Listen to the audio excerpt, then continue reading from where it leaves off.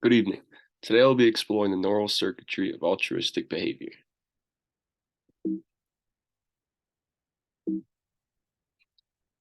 My research questions are the following. How does neural circuitry influence acts of altruistic punishment and cooperation within humans? And what significance does this ability of human brains to make these decisions have on how we evolved socially? As you may know, the human brain is an incredibly complex organ consisting of billions of neurons and neural connections. It is this neural circuitry that enables us to think, feel, and make decisions about our behavior. Recent research has shown that the brain's reward system, which is located in the verbal striatum, is activated when we engage in acts of cooperation and altruistic punishment. This suggests that our brains are wired to reward us for engaging in these behaviors, which may have helped us to reinforce their importance in human social interactions.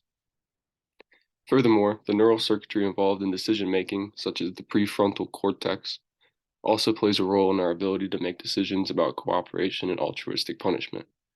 This suggests that our brains are well equipped to evaluate the potential benefits and costs of engaging in these behaviors, which can help us make decisions about when to cooperate and when to punish others for their actions. The brain structures involved in empathy and understanding the perspective of others, such as the amygdala and the insular cortex, are also activated during acts of cooperation and altruistic punishment. This suggests that the individual is able to understand how their actions may affect others and make decisions about how to act accordingly. Overall, the brain is significantly affected during acts of altruistic punishment and cooperation. These behaviors activate a variety of brain structures and neural pathways which are involved in reward, decision-making, and empathy. This suggests that these behaviors are complex and cognitively demanding and require the coordination of a variety of mental processes. Neural process of altruistic behavior. From a neural perspective, the steps of altruistic behavior can be broken down into the following. Observation. The individual observes a situation when someone is in need of help. This observation activates certain areas in the brain, such as the amygdala and the insula, which are involved in processing emotions and detecting threats. Empathy and compassion. The individual experiences empathy and compassion for the person in need. This activates the brain's reward system, releasing chemicals such as oxytocin and dopamine, which can motivate the individual to help the other person. When we see someone who is in need, these emotional brain regions are activated, and they can trigger the release of chemicals such as oxytocin and dopamine. Oxytocin, which is sometimes referred to as the love hormone, plays a crucial role in promoting social bonding and trust, while dopamine is a neurotransmitter that is associated with pleasure and reward. As a result, we may experience feelings of empathy and compassion for the person in need, which can motivate us to help them. The decision. The individual makes a decision to help the other person. This involves the activation of the prefrontal cortex, which is responsible for decision making and goal-directed behavior. And then finally, action. The individual carries out the action to help the other person. This involves the coordination of various brain regions, such as the motor cortex, which is responsible for controlling movement, and the sensory cortex, which processes sensory information from the body and the environment. Overall, altruistic behavior involves a complex interplay of these neural processes involving the detection of others' needs, the experience of empathy and compassion, and a decision to help and the execution of that helping behavior. How has this evolved? Studies have shown that humans are capable of engaging in complex forms of altruistic punishment, such as punishing others for violations of social norms or for engaging in selfish or unfair behavior. This ability is thought to be mediated by the neural circuitry involved in decision-making and empathy, which are highly developed in humans. In contrast, other species and primates may have not had the same level of neural development and cognitive abilities and may not be able to engage in the same level of complex altruistic punishment such as humans. For example, some primates may engage in simple forms of punishment, such as hitting or biting, but may not be able to evaluate the fairness of the situation and make decisions about whether punishment is warranted in the same way that humans can. Additionally, the human brain has a larger prefrontal cortex, which is involved in higher cognitive processes such as planning, decision making, as well as impulse control. This may allow humans to engage in more complex forms of behavior, such as the problem solving and strategic thinking, which may not be possible for other primates. But what significance does this ability of the human brain to make these decisions have on how we evolved socially? Well, the ability to engage in cooperative and altruistic behavior is thought to have provided a survival advantage to early human ancestors. For example, engaging in cooperative hunting or child rearing may have helped early human groups to be more successful at obtaining food and caring for their young, which would have increased their chances of survival. Additionally, the ability to engage in altruistic punishment, which involves punishing others for unfair or selfish behavior, may have helped to enforce social norms and maintain cooperation within groups. In summary, the normal circuitry in the human brain plays a significant role in our ability to make decisions about altruistic punishment and cooperation. This ability is thought to be important, very important factor in the evolution of human and social behavior, and may have provided a survival and advantage to our ancestors. Cooperation with non-kin. Non-kin altruistic behavior is a type of behavior in which an individual helps another individual, even when there is no direct personal benefit to the individual engaging in that behavior. This type of behavior is thought to be an important factor in the evolution of human and animal social behavior, and has been observed in a variety of different species. Non-kin altruistic behavior may have arisen as a way of promoting cooperation and helping others within a group, even when there's no direct personal benefit. For example, an individual may donate money to a charity and helps people in need, even though they do not personally know anyone that will benefit from the donation. By engaging in this type of behavior, individuals can help to create a sense of trust and cooperation within a group, which can be beneficial for the group as a whole.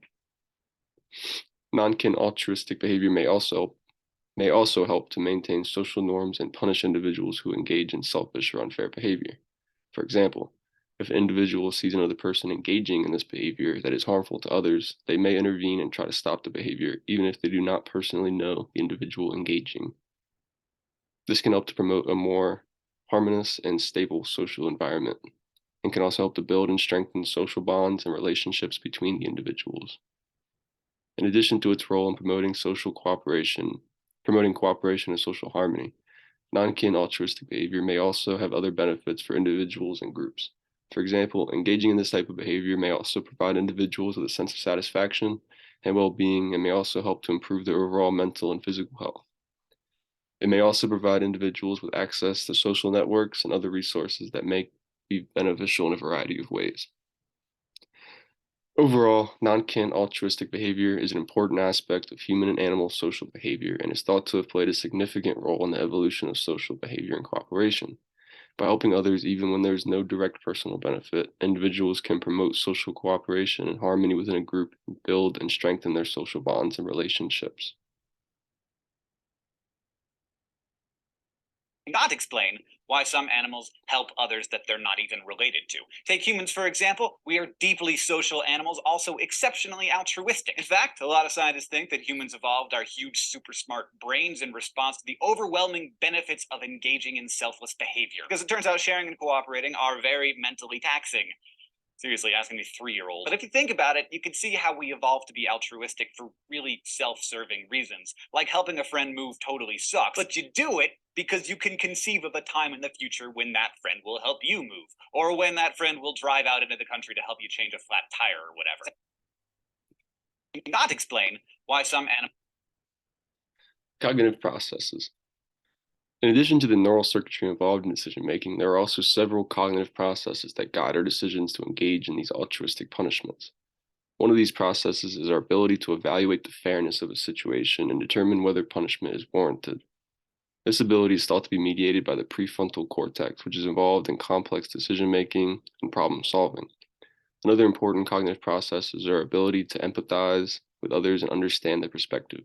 This ability, which is thought to be mediated by brain structures such as the amygdala and insular cortex, also allows us to understand how our actions may affect others and make decisions about whether to engage in these altruistic punishments.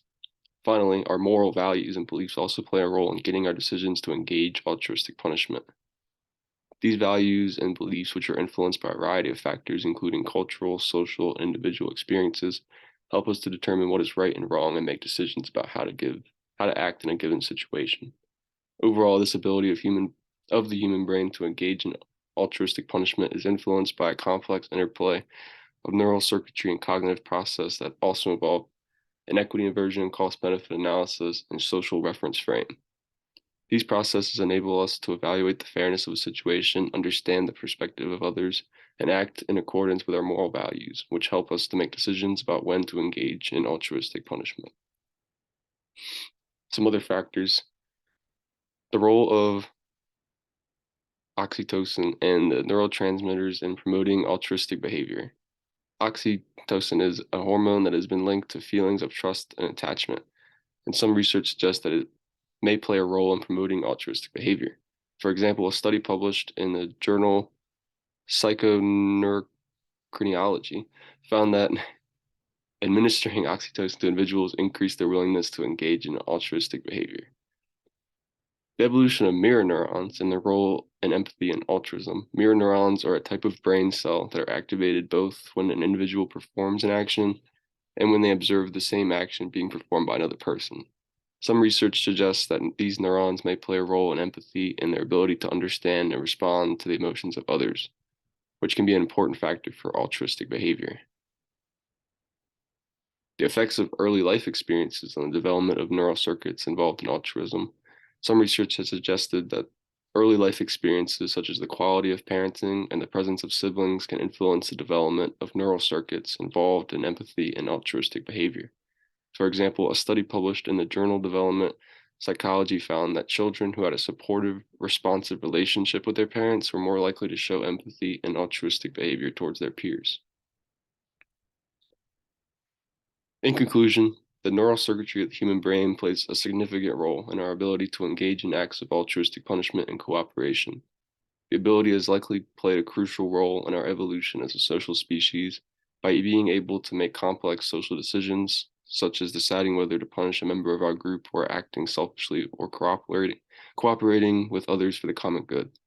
Our ancestors were able to form more cohesive and effective social groups. This, in turn, likely provided a survival advantage, allowing them to thrive and pass on their genes to future generations.